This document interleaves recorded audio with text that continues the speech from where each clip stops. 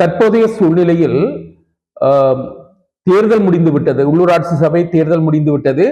தேர்தலுக்கு பின்னர் சபைகளை அமைக்கின்ற செயற்பாடுகள் நடைபெற்றுக் கொண்டிருக்கின்றன. இந்த இடத்தில் எல்லோருக்கும் தெரியும், அறிமுகம் செய்யப்பட்டிருக்கின்ற பிரதித்துவ முறை என்பது ஒரு சிக்கலான பிரதித்துவ முறை. இதனூடாக வட்டாரத்தில் வெற்றி பெற்ற உறுப்பினர்கள், பட்டியல் மூலமாக வெற்றி பெற்ற உறுப்பினர்கள், இன்னும் ஒன்றாக காணப்படுவது தொங்கு நிலை ஆசனங்கள் பெற்றவர்கள் என்று 3 வகையான உறுப்பினர்கள் பெரும்பாலும் பல சபைகளில் இடம்பெற்றிருக்கின்றார்கள்.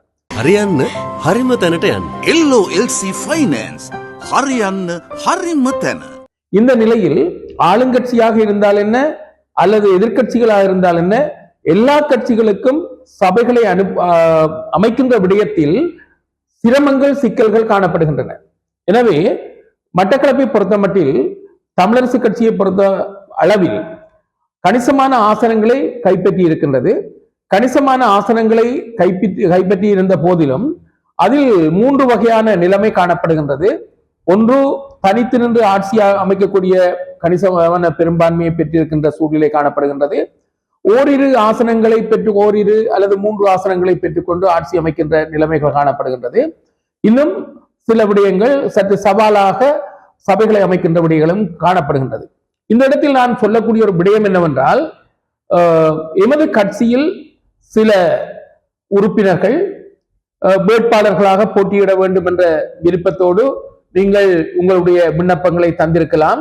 அவ்வாறு தந்தும் சில வேளைகளில் போட்டிகள் காரணமாக உங்களுடைய விண்ணப்பங்கள் தவிர்க்க முடியாமல் உங்களை சேர்த்துக் கொள்ள முடியாத நிலைமை ஏற்பட்டிருக்கலாம்.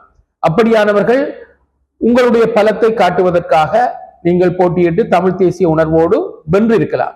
எனவே அவர்களிடம் நாங்கள் கேட்டுக்கொள்ளக்கூடிய ஒரு விடயம் என்னவென்றால், தயவு செய்து கடந்த காலத்தில் சில வேளைகளில் வேட்பாளர் தெரிவுகளில் சற்று தவறுகள் இடம்பெற்றிருந்தால் அவற்றை நாங்கள் எதிர்காலத்தில் சரி செய்து கொள்ள வேண்டும். அந்த அடிப்படையில் பார்க்கின்ற போது தமிழ் தேசிய உணர்வுள்ளவர்கள் சற்று விலகி இருந்தாலும் உங்களுடைய தாய் கட்சியான தமிழரசு கட்சியோடு இணைந்து ஆட்சி அமைப்பதற்கு ஒத்துழைக்க வேண்டும் என்பதை கேட்டுக்கொள்கின்றோம். அதைவிடவும் தமிழ் தேசிய பரப்பில் பயணிக்கின்ற கட்சிகள் இருக்கின்றன.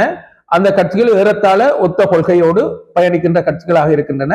அந்த கட்சிகள் கூட சில ஆசனங்களை பெற்றிருக்கின்றன. அந்த கட்சிகளும் கூட வேறு கட்சிகளோடு இணைந்து ஆட்சி அமைக்கக்கூடிய ஒரு சூழ்நிலை இல்லை. எனவே அப்படியான கட்சிகளும் கூட தமிழரசு கட்சியோடு இணைந்து ஆட்சி அமைக்கக்கூடிய ஒரு சூழ்நிலையை நாங்கள் உருவாக்க வேண்டும். இதையும் விட அடுத்த இன்னொரு விடயம் சொல்ல வேண்டும். மட்டக்களப்பு மாவட்டம் என்பது பல்லின சமூகத்தை கொண்ட ஒரு மாவட்டம். அதாவது தமிழர்கள், முஸ்லிம்கள் வாழுகின்ற ஒரு மாவட்டமாக இருக்கின்றன.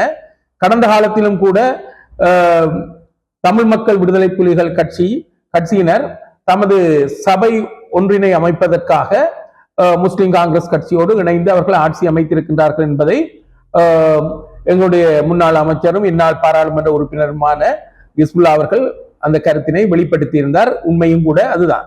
அவை தவிர்க்க முடியாத சூழல். அவர்களுக்கும் ஆட்சி அமைப்பதற்கு தமிழ் பிரதித்துவம் தேவைப்படுகின்றது. எங்களுக்கும் சில சபைகளில் ஆட்சி அமைப்பதற்கு அவர்களுடைய தேவை உணரப்படுகின்றது. இது எந்த கட்சியாக இருந்தாலும் இப்படியான ஒரு நிலைமை காணப்படுகின்றது.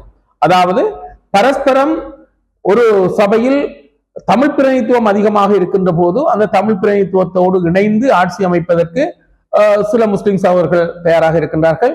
அதே போன்று முஸ்லிம் பிரதித்துவம் அதிகமாக இருக்கின்ற சில இடங்களில் தமிழர் பிரதித்துவம் குறைவாக இருக்கிற இடங்களில் தங்களுக்கு ஆட்சி அமைப்பதற்கு எமது உறுப்பினர்களின் தேவை இருக்கின்றது.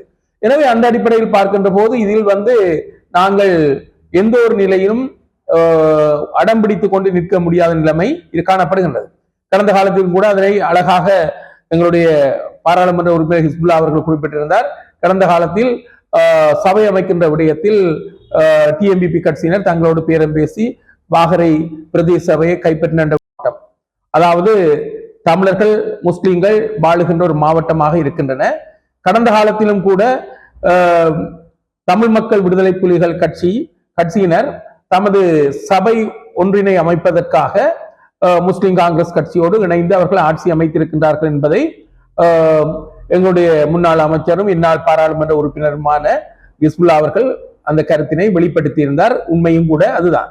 அவை தவிர்க்க முடியாத சூழல். அவர்களுக்கும் ஆட்சி அமைப்பதற்கு தமிழ் பிரதிநிதித்துவம் தேவைப்படுகின்றது. எங்களுக்கும் சில சபைகளில் ஆட்சி அமைப்பதற்கு அவர்களுடைய தேவை உணரப்படுகின்றது. இது எந்த கட்சியாக இருந்தாலும் இப்படியான ஒரு நிலைமை காணப்படுகின்றது. அதாவது பரஸ்பரம் ஒரு சபையில் தமிழ் பிரதிநிதித்துவம் அதிகமாக இருக்கின்ற போது அந்த தமிழ் பிரதிநிதித்துவத்தோடு இணைந்து ஆட்சி அமைப்பதற்கு சில முஸ்லிம் சகோதரர்கள் தயாராக இருக்கின்றார்கள். அதே போன்று முஸ்லிம் பிரதிநிதித்துவம் அதிகமாக இருக்கின்ற சில இடங்களில் தமிழர் பிரதிநிதித்துவம் குறைவாக இருக்கிற இடங்களில் தங்களுக்கு ஆட்சி அமைப்பதற்கு எமது உறுப்பினர்களின் தேவை இருக்கின்றது. எனவே அந்த அடிப்படையில் பார்க்கின்ற போது இதில் நாங்கள் எந்த ஒரு நிலையிலும் அடம்பிடித்துக் கொண்டு நிற்க முடியாத நிலைமை இது காணப்படுகின்றது. கடந்த காலத்தில் கூட அதனை அழகாக எங்களுடைய பாராளுமன்ற உறுப்பினர் ஹிஸ்புல்லா அவர்கள் குறிப்பிட்டிருந்தார். கடந்த காலத்தில் சபை அமைக்கின்ற விடயத்தில் டிஎம்பிபி கட்சியினர் தங்களோடு பேரம் பேசி வாகரை பிரதேச சபையை கைப்பற்றின விடயத்தையும் கூட அவர் சொல்லியிருந்தார். பாலச்சேனையிலும் கூட அவ்வாறு நடந்தது என்று குறிப்பிட்டிருந்தார். ஆகவே இது எந்த கட்சிக்குமோ ஒரு தவிர்க்க முடியாத ஒரு நிலைமை ஒன்று காணப்படுகின்றது. எனவே தயவு செய்து நாங்கள் சொல்லக்கூடிய ஒரு விடயம் என்னவென்றால், பரஸ்பரம் புரிந்துணர்வோடு முஸ்லிம் சபைகளை அமைப்பதற்கு அல்லது முஸ்லிம் கட்சிகள் சபைகளை அமைப்பதற்கு தமிழ் தேசியம் சார்ந்த கட்சிகளின் உதவியை வேண்டி நிற்கின்றன.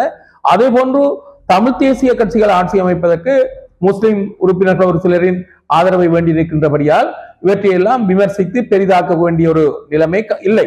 எனவே தமிழ் தேசிய பரப்பில் இருக்கின்ற கட்சிகளும் ஒன்றாக இணைந்து ஆட்சி அமைக்கலாம். அதே போன்று பரஸ்பர ஒத்துழைப்பை வழங்கக்கூடிய விதத்தில் தமிழ் பேசுகின்ற கட்சிகள் என்ற அடிப்படையிலும் இணையக்கூடிய வாய்ப்பு இருக்கின்றது. எனவே இவற்றை செய்து கொள்ள வேண்டும். அதற்கிடையில் எங்களுடைய பதவிசார் போட்டிகளுக்காக நாங்கள் போட்டியிட்டுக் கொண்டிருக்காமல் விட்டுக் கொடுப்புகள் மூலமாக சபைகளை அமைக்கக்கூடிய வாய்ப்பு அதிகமாக இருக்கின்றது. அந்த வகையில் பார்த்தால் மட்டக்களப்பு மாவட்டத்தில் 3 சபைகளை முஸ்லிம் கட்சிகள் அல்லது முஸ்லிம் சகோதரர்கள் அமைப்பதற்கு வாய்ப்பு இருக்கின்றது. ஏனைய 9 சபைகளையும் தமிழ் மக்கள் அல்லது தமிழ் மக்கள் சார்ந்த தமிழ் தேசிய கட்சிகள் அமைப்பதற்கு வாய்ப்பு இருக்கின்றது. எனவே இந்த இடத்தில் இதனை ஒரு வாத பொருளாக மாற்றாமல் அல்லது விதண்டாவாதம் செய்யாமல் நடைமுறை சாத்தியத்தின் அடிப்படையில் இந்த சபைகளை அமைப்பதற்கு நாங்கள் முன்வர வேண்டும், அதனை செய்ய வேண்டும் என்று இந்த இடத்தில் நான் பகிரங்கமாக ஒரு வேண்டுகோளை விடுக்கின்றேன். தேர்தல் காலத்தில் பரஸ்பரம் விவாதங்கள் அல்லது தர்க்கங்கள் நடைபெற்றிருக்கலாம். அதன் போது கருத்து பரிமாற்றங்கள் இரு பக்கமும் நடைபெற்றிருக்கலாம். ஆனால் இப்போது தேர்தல் முடிந்து விட்டது. சபைகளை அமைக்க வேண்டிய தேவை இருக்கின்றது. வாக்களித்த மக்களின் எதிர்பார்ப்புகள் இருக்கின்றன. எனவே இந்த சபைகளை அமைக்கின்ற விடயத்தில் பரஸ்பர விட்டுக் கொடுப்போடு இந்த சபைகளை அமைப்பதற்கு முன்வர வேண்டும். அதிகபட்சமான ஆசனங்களை பெற்ற கட்சிகள் என்ற அடிப்படையில் அவற்றுக்கு இந்த சபைகளை அமைப்பதற்கான ஒரு யோக்கியதை இருக்கின்றது என்பது என்னுடைய கருத்தாக இருக்கின்றது. இதுதான் இப்போதைய கள நிலவரமாக இருக்கின்றது. அதேவேளை இந்த சபைகளை அமைக்கின்ற விடயத்தில் தவறான வழிமுறைகளை பின்பற்றுகின்றவர்கள், அதாவது மனித கௌரவ உறுப்பினர்களை பணத்தினால் பரிமாற்றம் செய்கின்ற அந்த செயல்பாடுகளில் ஈடுபடுகின்ற செயல்பாடுகள் இருக்கக்கூடாது. அது எங்களுடைய கௌரவ உறுப்பினர்களை மலினப்படுத்துகின்ற ஒரு செயல்பாடாகத்தான் அமைந்திருக்கும். எனவே அப்படியான செயல்பாடுகளை கைவிட வேண்டும். அது ஒரு மோசடியான செயல்பாடாகவும் இருக்கும் என்பதை இந்த இடத்தில் நான் திட்ட தெளிவாக கூறிக்கொள்ள விரும்புகின்றேன். பெரும்பாலும் வடக்கு கிழக்கில் தென்னிலங்கை சார்ந்த கட்சிகள் ஆட்சி அமைப்பது என்பது சிரமமான விடயம். ஏனென்றால் அவர்களுக்குரிய பெரும்பான்மை என்பது பெரும்பான்மை இனத்தவர்கள் என்ற அடிப்படையில் தென்னிலங்கையில் சாத்தியமாக இருந்தாலும் வடக்கு கிழக்கில் அந்த சாத்தியம் இல்லை. ஏனென்றால் தென்னிலங்கை சார்ந்த கட்சிகள் சமத்துவம் பேசினாலும் சமத்துவ அடிப்படையில் தீர்வுகளை காண்பதற்கு முன்வரவில்லை என்பதை தமிழர்கள் 6 மாத காலத்திற்குள் விளங்கி கொண்டிருக்கின்றார்கள். எனவே இந்த இடத்தில் நான் சொல்லக்கூடிய ஒரு விடயம் புரிந்துணர்வு, விட்டுக் கொடுப்பு, அதே வேளையில் பெருந்தன்மை என்ற அடிப்படையில் இந்த சபைகளை அமைக்க வேண்டிய தேவை இருக்கின்றது. அதனை எமது கௌரவ உறுப்பினர்கள் தங்களுடைய கௌரவத்தை தாழ்த்தி கொள்ளாமல் செய்வதற்கு முன்வருவார்கள் என்ற நம்பிக்கை எனக்கு உண்டு.